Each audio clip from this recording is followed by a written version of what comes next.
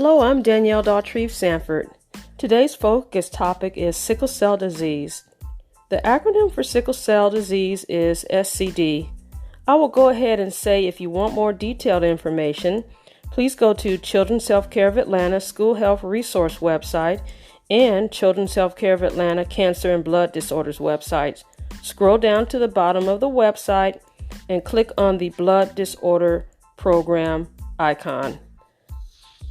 Please be sure to consult your healthcare provider for medical advice. This information does not take the place of medical advice. Also, be sure to know your local school system's school health policy. All right, everyone, here are 7 focus areas, and remember, this is not an all-inclusive list. The focus areas are not necessarily being discussed in order of importance. The focus areas include, number 1, chronic health conditions related to being invisible illnesses. Number 2, 504 accommodation plan. Number 3, emergency plan. Number 4, possible use of asthma rescue inhalers.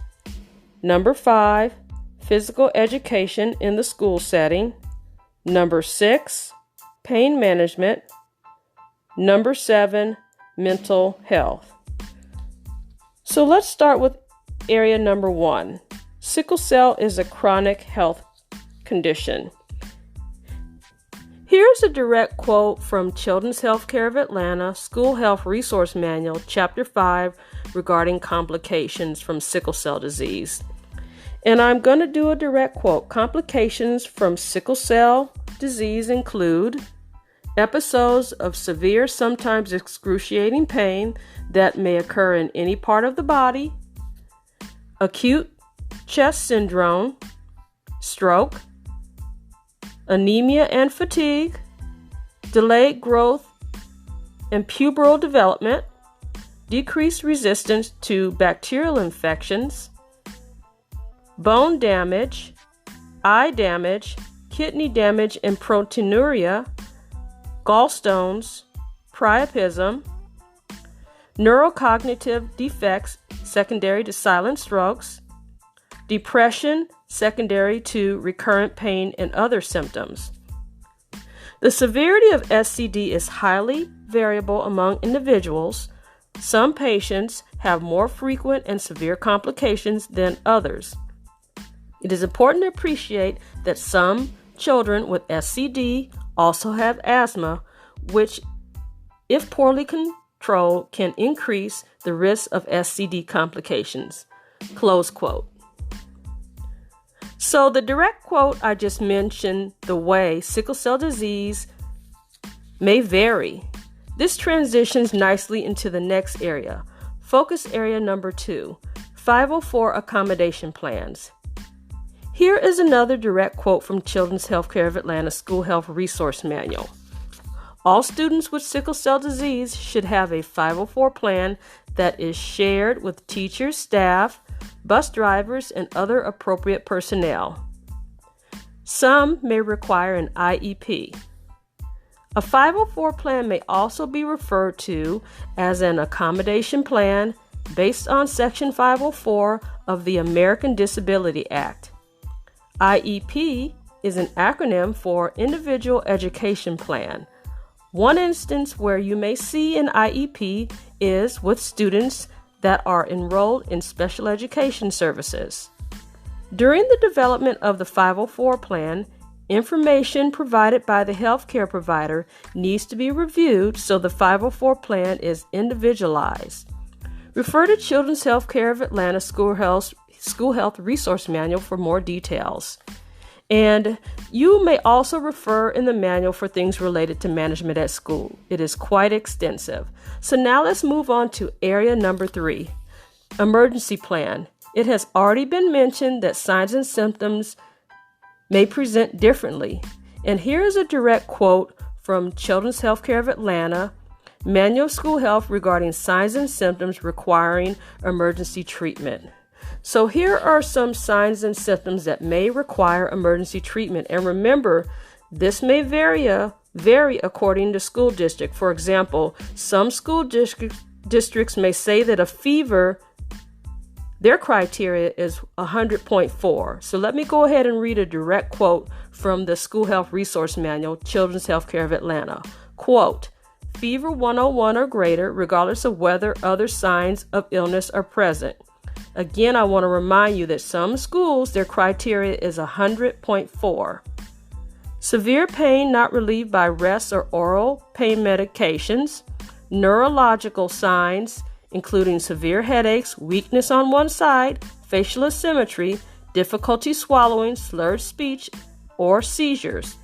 Extreme pallor and fatigue due to acute worsening of anemia from splenic or liver sequestration when blood becomes blocked in pools in these organs, or aplastic crises in the bone marrow. Significant respiratory symptoms such as severe cough, difficulty breathing, chest pain, with or without fever. Close quote.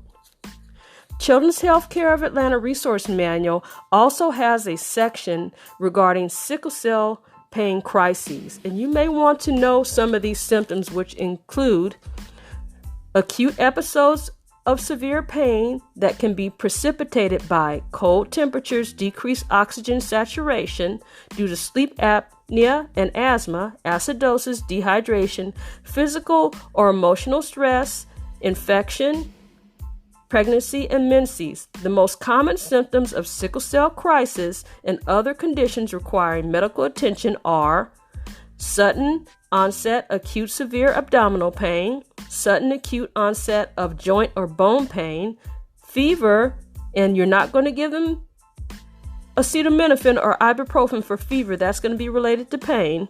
Unusual headache, chest pain, difficulty breathing. Abdominal swelling, sudden weakness or loss of feeling, sudden vision changes, and priapism. This is a direct quote from Children's Healthcare of Atlanta. And refer to your school system policy. Now let's go on to area number 4. Area number 4 is asthma rescue inhalers, or in the general sense, asthma. I found a research article that is titled Asthma Management in Sickle Cell Disease. And the article is by Esteban Gomez and Claudia R. Maurice. And Esteban Gomez is affiliated with the Department of Hematology and Oncology at Children's Hospital and Research Center in Oakland, California. Claudia R. Morris is affiliated with the Division of Pediatric Emergency Medicine, Department of Pediatrics at Emory School of Medicine. So you're welcome to look up the review article because it is quite extensive. I'm going to go ahead and read a direct quote from the review article, the introduction in particular. Quote, the association between sickle cell disease, SCD, and asthma has been described in numerous studies. An increased prevalence of asthma in patients with SCD has been documented, with an increased morbidity and mortality among patients with coincident SCD and asthma. The pathophysiology underlines the relationship between asthma and SCD, and it has become a topic of interest. Further insight will hopefully lead to targeted interventions that can help minimize the complications associated with coincident asthma and SCD. For now, asthma management based on the guidelines published by National Institutes of Health, NIH, should be implemented to minimize morbidity and mortality for patients with SCD and asthma. Concerns regarding the use of typical treatments for asthma in patients with SCD have arisen, but the benefits of optimal asthma treatment outweigh the risks of possible side effects. Close quote. So again, you're welcome to go look at that review article for yourself. So we're going to move on to number 5. Area number 5 is physical education, also referred to as PE. But before I say anything, this is very important. Do not use ice packs on any students diagnosed with sickle cell disease. This is very important to know. Ice packs can trigger a sickle cell crisis, potentially. It's also possible, depending on the severity of the condition, that the student may not be able to participate in certain physical education activities or physical activities, such as contact sports. It really depends on the individual. It is important to address physical education because the 504 plan needs to be tailored to allow the student to participate in school in addition to balancing the need to decrease the risk of potential sickle cell crisis. When developing the 504 plan, one needs to consider a number of things. And again, this is not an all-inclusive discussion. I'm going to repeat a quote from Children's Healthcare of Atlanta that is in the Management of School section, but I will say this will apply to not only physical education, but to sports, athletic teams, and other physical activities such as field trips where they're, for example, going on a nature trail. And here's a quote, "Many students with SCD can participate in PE, but should avoid overexertion or becoming chilled or overheated." So let's move on to area number 6. Area number 6 is pain, or in this case, pain management. And I would like to consider this area has already been discussed previously, but it's important that we be sensitive that students may be coping with these certain situations related to pain management. I really hope that this is not going to be happening a lot in terms of stigma, but we have to understand these potential circumstances. And I'm really reminded of someone that is in a 90s group. It was called TLC, and the member was T-Boz, and she goes by the name Tion Tanise Watkins. So anyway, I remember T-Boz speaking in an interview, and she mentioned going to a health service provider who was not familiar with her medical history. And unfortunately, I don't remember the entire story, but what I do remember is she mentioned in this interview that she encountered an instance where she was assumed to be what they call a drug seeker. And I cannot begin to imagine what she went through, and for this reason, I think it's important to consider stories like this when we consider pain management of anyone that's diagnosed with sickle cell disease. So let's go and move on to number 7, our final area, which is mental health. And I want to remind everyone that the areas are not in order of importance because mental health is certainly important. So be sure to utilize in-house school resources such as psychologists, school counselors, and social workers. And let's not leave out at the local school level, school nurses, and in some cases, unlicensed assistive personnel, but particularly the school nurses. It's also important to understand that we utilize these safeguards to assure that the student coping with sickle cell disease has the necessary support that they need. Very important. All right, so I'm going to leave you with one final quote from Manual of School Health, a handbook for school nurses, educators, healthcare providers. Is the 3rd edition, and I'll go ahead and disclose that there is an updated version, but this is what I have on hand, so thank you for grace. You're welcome to go order the updated version if you wish. Now, let me get back to the direct quote in regards to individuals with sickle cell disease. Quote, "Effects on individual may have difficulty in academic performance because of low energy level, frequent headaches and dizziness.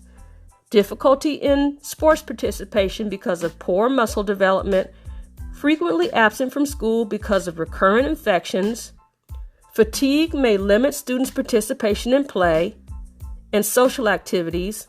Cognitive and psychomotor development may be affected." Close quote.